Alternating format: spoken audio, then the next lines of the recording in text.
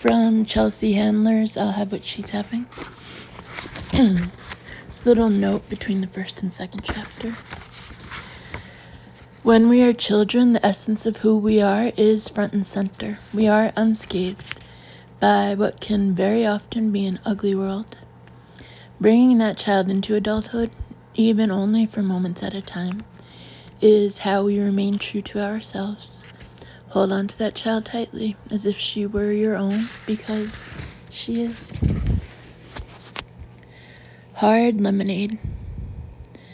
At 10 years old, I decided to start my own lemonade business. I asked my sister Shauna if she would be interested in going into business with me.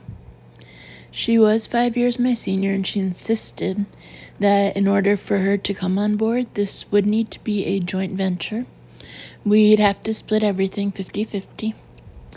I begrudgingly agreed, but I was firm in letting her know that I would be the one making most of the business decisions, and that in order to make some real money, we would be reimagining the lemonade stand business.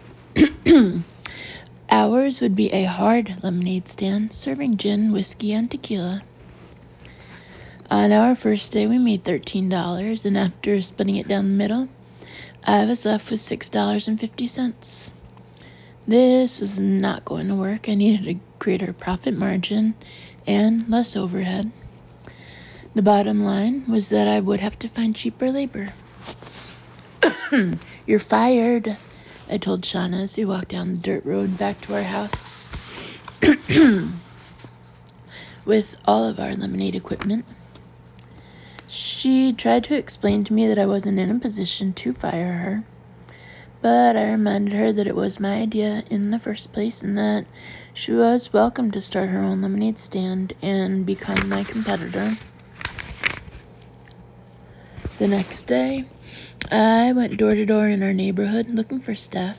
I knocked on each door, announced that I was Chelsea Handler, a 10-year-old business owner who was interested in hiring another child to work with, and if the employee insisted, I would allot a half hour of playtime after each shift. I was well aware that most children my age did not have the same work ethic I did.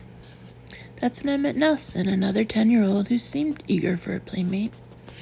I started grooming Nelson right away. I took him back to my house and demonstrated the right ratio of lemonade to alcohol.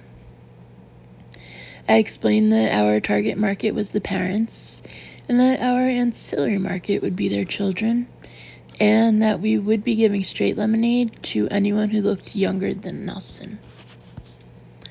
On our first day in business together, Nelson and I made $33.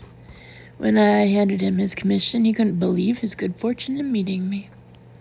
Stick with me, Nelson, I'll show you the way, I told him, tousling his hair and dropping him off at his house. By the end of our first week together, word had spread about our little lemonade bar, and business was booming. I made over $359 in that first week, and when I gave Nelson his commission of $3.59, he lost his marbles. This is more money than I would have made if I lost 5 teeth in the same week, he exclaimed. I didn't have the heart to explain that the Tooth Fairy, Santa Claus, and the Easter Bunny were not real. This kid has a great work ethic. I thought he's enthusiastic about bartending. Better to keep him motivated and delusional if I want to earn a serious living.